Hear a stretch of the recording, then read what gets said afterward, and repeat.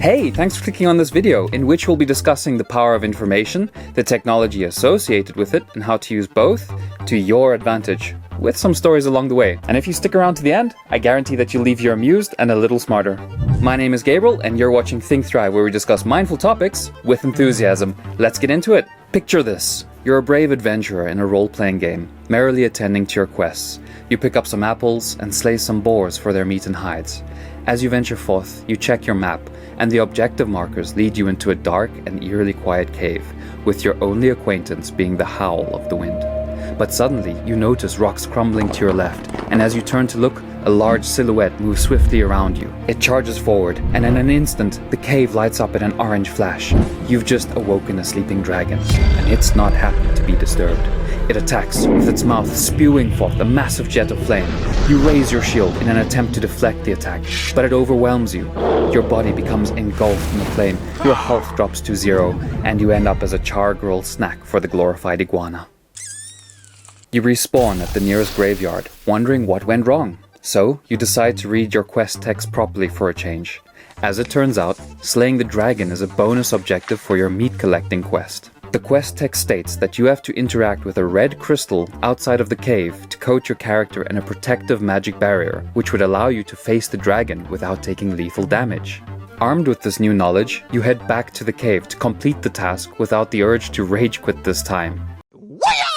As you might have guessed, this is an example of how access to information can greatly influence outcomes. By simply having the right information, hopeless moments can be turned into overwhelming victories, or disappointment if you're rooting for the dragon. And one of the absolute best tools to access and share information is through liking and subscribing, which is guaranteed to make you 3% more fireproof.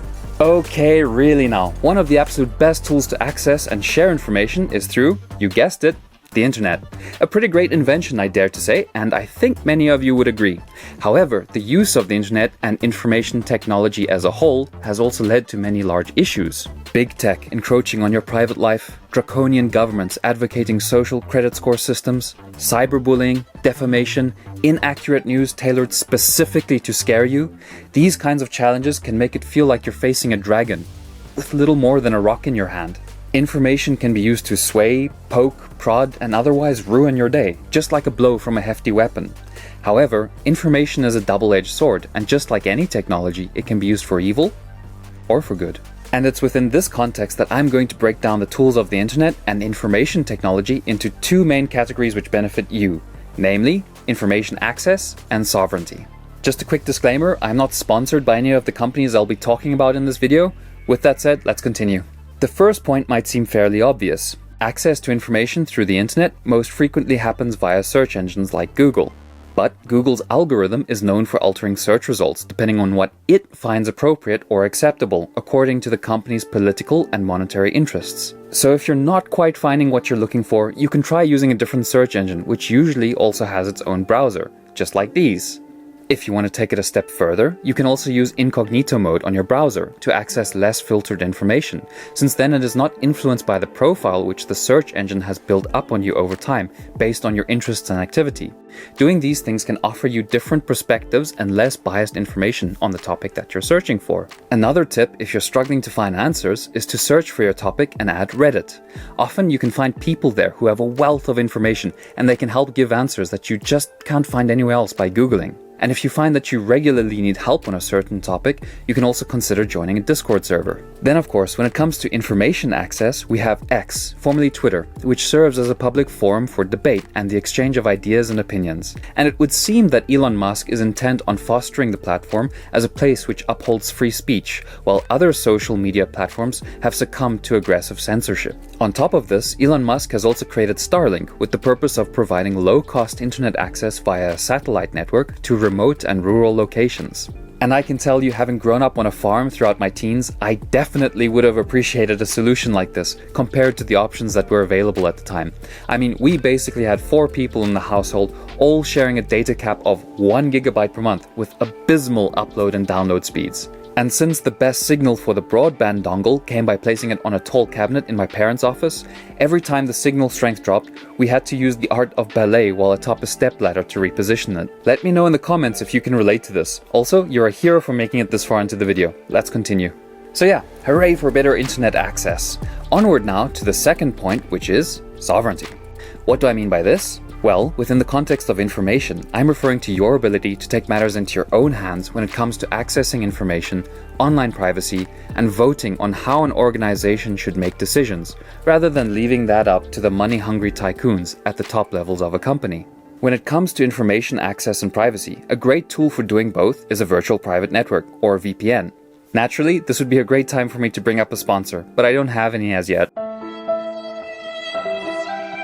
VPNs really do bring value though, not only by allowing you to access content that would otherwise be geo-blocked due to your physical location, they also protect your privacy by letting you connect to and use an IP address somewhere else in your country or even other countries. This means that your internet service provider can't snoop on what you're doing. If you're mainly concerned about privacy, you would be better off choosing a no-log VPN, which doesn't collect or store any data about your online activity.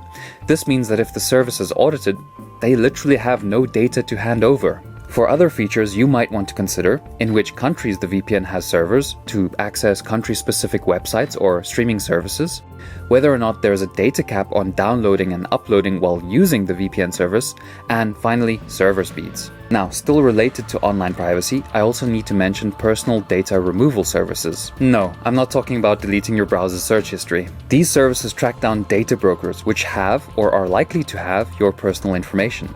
From there, they then automate removal requests, effectively reducing your digital footprint, and this makes it much more difficult for creeps to get a hold of your information, which could otherwise be used by strangers, spammers, scammers, insurance companies, banks, and even the government. So it's certainly worth considering using this kind of service. The final tool, or rather an ideal that I will point out, is decentralization. Decentralization refers to the division of a centralized entity's authority, planning, and decision-making, and distributing those elements across a large network of participants across the world.